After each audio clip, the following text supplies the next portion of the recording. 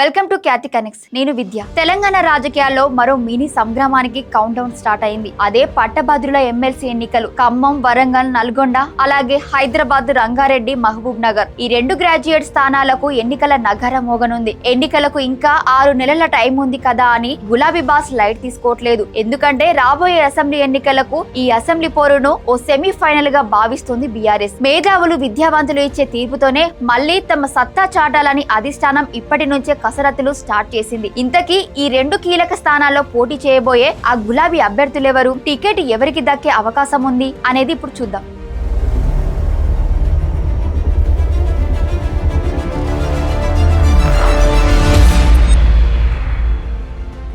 Khammam, Warangal, Nalgonda graduate స్థానం ఒకప్పుడు BRS కు కంచుకోట. పల్లా రాజేశ్వర్ రెడ్డి ఎమ్మెల్యేగా వెళ్లడంతో వచ్చిన ఉప ఎన్నికల్లో ఆ సీటును కాంగ్రెస్ అభ్యర్థి తీన్మార్ మల్లన్న తన్నుకుపోయారు. ఆ ఉప ఎన్నికల్లో బీఆర్ఎస్ అభ్యర్థిగా పోటీ చేసి ఓడిపోయిన ఏనుగుల రాకేష్ రెడ్డి ఇప్పుడు మళ్లీ బరిలోకి దిగేందుకు పక్కా ప్లాన్ తో వెళ్తున్నారట.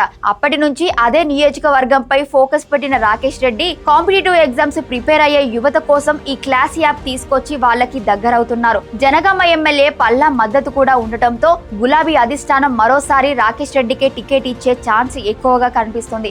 ఒకవేళ కాదంటే వికలాంగుల కార్పొరేషన్ మాజీ చైర్మన్ వాసుదేవరెడ్డి పేరు కూడా రేసులో వినిపిస్తోంది. ఇక అత్యంత కీలకమైన హైదరాబాద్, రంగారెడ్డి, మహబూబ్ నగర్ స్థానం వంతు. గత ఎన్నికల్లో సిట్టింగ్ ఎమ్మెల్సీ రామచందర్ రావును కాదని పివి కుమార్తె సురభి వాణిదేవిని బీఆర్ఎస్ ప్రతిష్టాత్మకంగా బరిలోకి దించి గెలిపించుకుంది. కానీ ఈసారి వయోభారం, ప్రస్తుత రాజకీయ పరిస్థితుల దృష్ట్యా ఆమె పోటీకి దూరంగా ఉండే ఛాన్స్ ఉందంటున్నారు. దీంతో ఇక్కడ కొత్త అభ్యర్థి కోసం బీఆర్ఎస్ సర్చ్ స్టార్ట్ చేసింది. అయితే ఇక్కడే ఒక ఆసక్తికరమైన పేరు తెరపైకి వచ్చింది. నాగర్ కర్నూలు జిల్లాకు చెందిన ఓ మాజీ ఐఆర్ఎస్ అధికారి పేరు ప్రముఖంగా వినిపిస్తోంది. బీసీ సామాజిక వర్గానికి చెందిన ఆయన బీఆర్ఎస్ తీసుకొని మరీ ఎన్నికల బరిలో దిగేందుకు రెడీ అవుతున్నారట. ఆయనతో పాటు షాప్ మాజీ చైర్మన్ వెంకటేశ్వర్ రెడ్డి, మరికొంతమంది నేతలు అధిష్టానం చుట్టూ ప్రదర్శనలు చేస్తున్నారు. బీసీ ఓటర్ల మద్దతు కోసం ఆ వర్గానికే టికెట్ ఇచ్చే ఛాన్స్ ఎక్కువగా కనిపిస్తోంది. ఒక్క మాటలో చెప్పాలంటే దక్షిణ తెలంగాణ, మధ్య తెలంగాణను కవర్ చేసే ఈ రెండు ఎమ్మెల్సీ స్థానాలు బీఆర్ఎస్ కు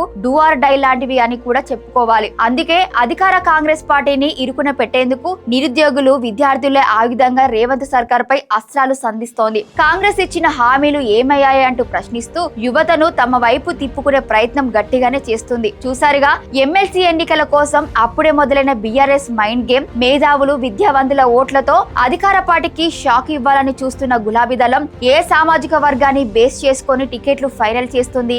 రాకేష్ రెడ్డికే మళ్లీ ఛాన్స్ ఇస్తుందా? హైదరాబాద్ స్థానంలో ఐఆర్ఎస్ అధికారికి అవకాశం ఇస్తుందా? ఈ రెండు ఎమ్మెల్సీ స్థానాల ఫైట్ రాబోయే రోజుల్లో ఇంకెంత పొలిటికల్ హీట్ పెంచుతుందో చూడాలి. మరి thank you for watching Khyati connects.